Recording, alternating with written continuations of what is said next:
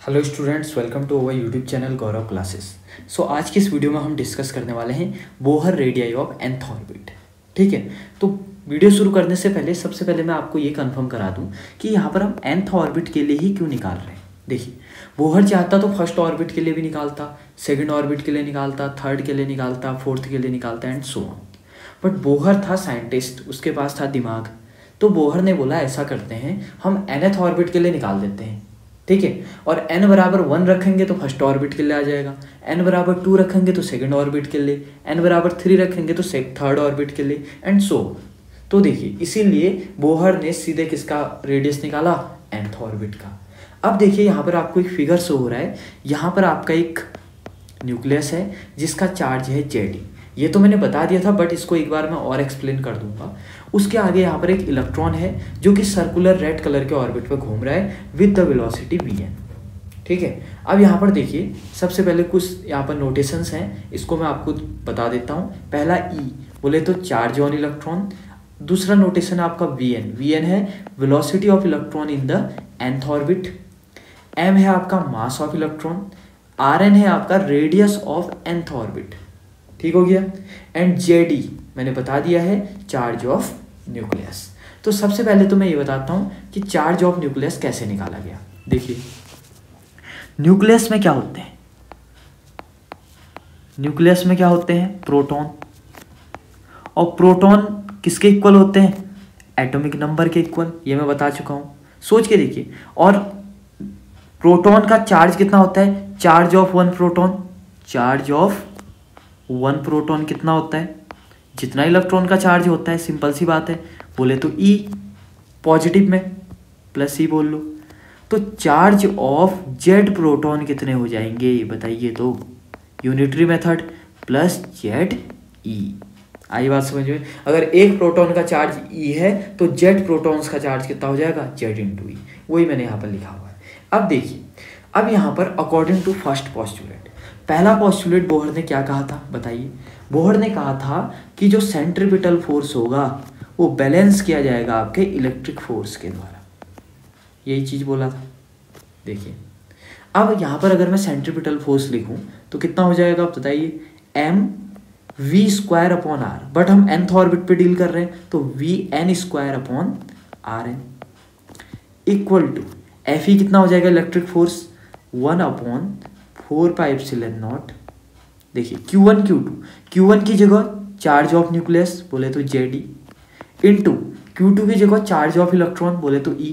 अब आप ये बोलेंगे कि -C क्यों नहीं रख रहे हैं, जब आप कूलम फोर्स लगाते हैं तब हम चार्ज का साइन नहीं रखते हैं। आई बात समझ में। अपॉन बीच का डिस्टेंस कितना है इनका, Rn, यही तो डिस्टेंस है बीच में, Rn डिस्टेंस, तो Rn का कितना हो जाएगा, square. So this is our first equation. इसमें थोड़ा सा देखिए, मैं Rn से इस Rn को कैंसिल आउट कर देता हूँ, तो यहाँ पर मैं लिख सकता हूँ mvn² equal to 1/4πε0 ZE² upon Rn, and this is my equation number 1। ये बात आई first postulate. According to second postulate, according to second postulate क्या बोला था बोहर में, पॉस्टुलेट। अगर आपने पॉस्टुलेट्स की वीडियो नहीं देखी है तो डिस्क्रिप्शन में लिंक है, एक बार आप उसको जरूर देख लीजिएगा, क्योंकि विदाउट वो पॉस्टुलेट्स के आप इन डेरिवेशंस को सॉल्व नहीं कर सकते। देखिए, सेकंड पॉस्टुलेट बोहर ने क्या बोला था कि जो एंगुलर मोमेंटम होगा mvr वो किसके इक्वल होगा, nh अपॉन 2π के, इक्वेशन नंबर 2। अब देखिए, हम किस पे डील कर रहे हैं, velocity in nth orbit Vn and radius of nth orbit. देखिए, मैं रेडियस को वही वाला r बना देता हूँ वरना आप कंफ्यूज हो जाएंगे। This radius of nth orbit, equation 2। अब सोच के देखिए, सबसे पहले तो अगर आप मैथ्स के स्टूडेंट हैं तो मैं आपको सीधे कहता हूँ, आपको दो इक्वेशन है, ठीक है, दो वेरिएबल हैं, एक v है और दूसरा वेरिएबल कौन है, r है। दो ही चीज़ें तो नहीं पता है आपको, तो आप कर तो सकते हैं दो इक्वेशन दो वेरिएबल, जैसे चाहते हैं वैसे आप Vn को एलिमिनेट कीजिए और Rn की वैल्यू निकालिए। आई बात समझ में। तो किसकी वैल्यू आ जाएगी आपकी, Rn की वैल्यू आ जाएगी। अगले बार में क्या कीजिए, Rn को एलिमिनेट कीजिए और किसकी वैल्यू निकालिए, वी एन की वैल्यू निकालिए।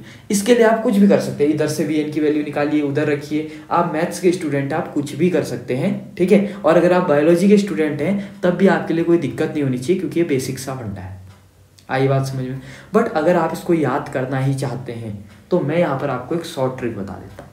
आपको क्या करना है, इक्वेशन 2 का स्क्वायर करना है। देखिए ये कंपलसरी नहीं है, आप चाहें तो सिंपल भी निकाल सकते हैं, और उसको डिवाइड करना है इक्वेशन 1 से। अब आप बोलेंगे ये तो बड़ा इजी है, बट इजी है इसके लिए फॉर्मूला क्या, ट्रिक क्या है इसके लिए, कि आपको FC पहले लिखना पड़ेगा। सोच के देखिए, सिंपल सी बात है, अगर x इक्वल टू वाई है तो y इक्वल टू एक्स भी होगा, ठीक है। अगर FC इक्वल टू FE है तो आप FE इक्वल टू FC भी रख सकते हैं, बट हमको यहाँ पर ऐसा काम नहीं करना है, अदरवाइज जो हमने ट्रिक बनाया है ये गलत होने लगेगा।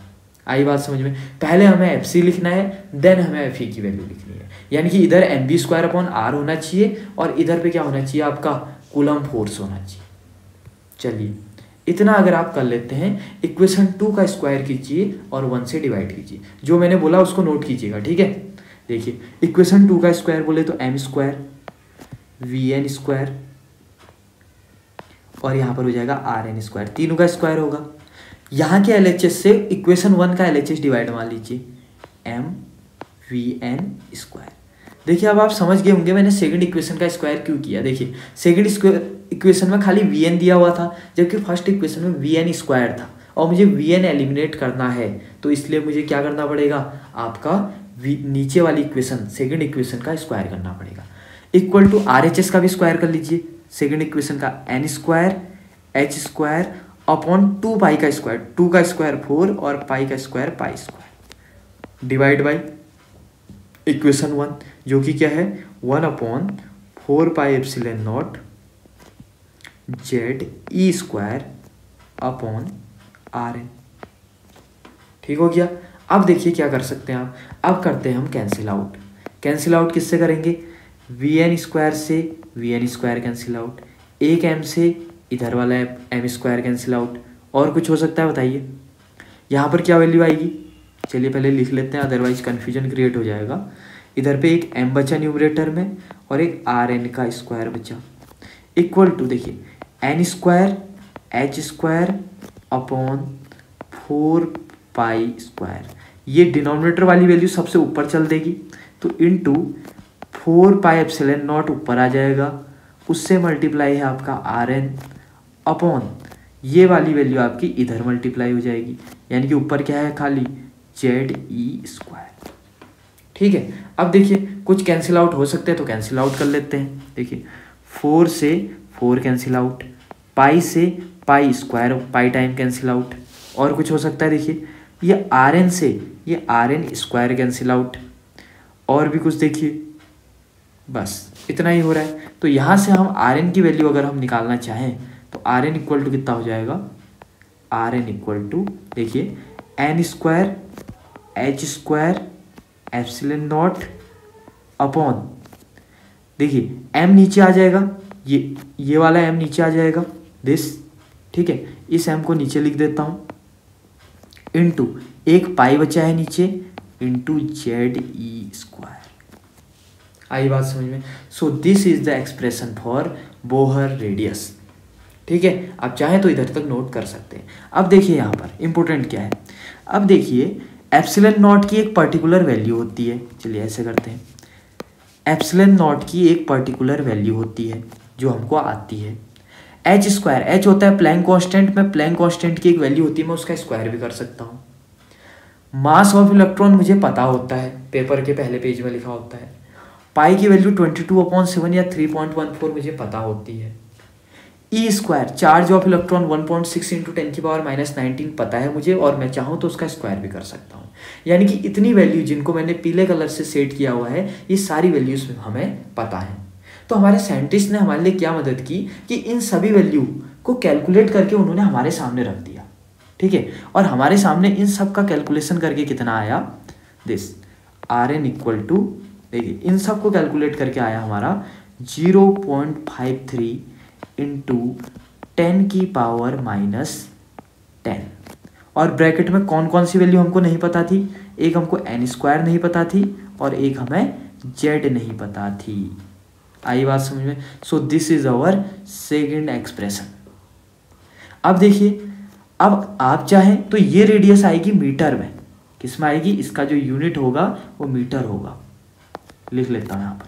बट अगर आप इसको एंगस्ट्रम में निकालना चाहें तो आर एन इक्वल टू 0.53, 10⁻⁻10 हट जाएगा, ब्रैकेट में बचेगा आपका n² z, और इसका यूनिट आएगा आपका एंगस्ट्रम में, क्योंकि आपको पता है कि 1 एंगस्ट्रम इक्वल टू 10⁻⁻10 मीटर होता है। आई बात समझ में? तो ये दूसरा भी आ गया। अब यहाँ पर लास्ट एक स्पेशल केस भी डिस्कस कर देता हूँ। स्पेशल केस क्या है कि उस टाइम पे सिर्फ हाइड्रोजन एटम पे डिटेल में बात हो पाती थी, ठीक है। तो फॉर हाइड्रोजन एटम, बोहर ने अपनी जितनी भी बातें की थी वो किस पे की थी? हाइड्रोजन एटम पे। फॉर हाइड्रोजन एटम, आपको पता है हाइड्रोजन एटम का एटॉमिक नंबर कितना होता है? Z1, रख लीजिए 1 ऊपर। सो आर एन इक्वल टू हो जाएगा आपका 0.53, चलो मीटर वाला निकाल लेता हूँ, इंटू 10⁻⁻10, ऊपर आएगा आपका n² अपॉन 1, या आप इसको सिंपल लिख सकते हैं इंटू n² मीटर। आई बात समझ में? So this is the expression for radius of hydrogen atom. आई बात समझ में? या चलो लिख ही लेता हूँ इसको भी। आप इसको दूसरे फॉर्म में लिख सकते हैं, r n equal to 0.53 n² angstrom. तो जितने भी रेडियस के फॉर्मूले पॉसिबल हो सकते थे वो अकॉर्डिंग टू बोहर पॉस्टुलेट्स, वो मैंने आपको यहाँ पर आपको करवा दिए। अगर डेरिवेशन आएगा तो आपको यहाँ पे ओवर कर लेना है, ठीक है। बट अगर आपका न्यूमेरिकल आएगा तो आपको ये वाले फॉर्मूले प्रोसीड करने हैं, और अगर हाइड्रोजन एटम पे आएगा तो आपको जस्ट Z इक्वल टू 1 रख लेना है। आई होप यहाँ तक की वीडियो आपको समझ में आई होगी। आप चाहें तो इसका स्क्रीनशॉट ले सकते हैं, मैंने हर एक चीज़ यहाँ पर डिटेल पे बता दिया है, ठीक है। और शॉर्ट ट्रिक तो मैंने बताई हुई है, आपको इक्वेशन 1 और इक्वेशन 2 को बड़े गौर से देखना है, और Vn को एलिमिनेट करना है। आप Rn की वैल्यू अपने आप ही निकाल लेंगे। आई बात समझ में? और अगर आप चाहेंगे तो मैं दूसरी वीडियो में वो वाले तरीकों को भी आपके सामने ले आऊँगा। और अगर आप इसी फॉर्मेट को याद करना चाहते हैं तो यहाँ पर एक चीज़ नोट कीजिएगा कि FC पहले लिखना है, FE बाद में लिखना है।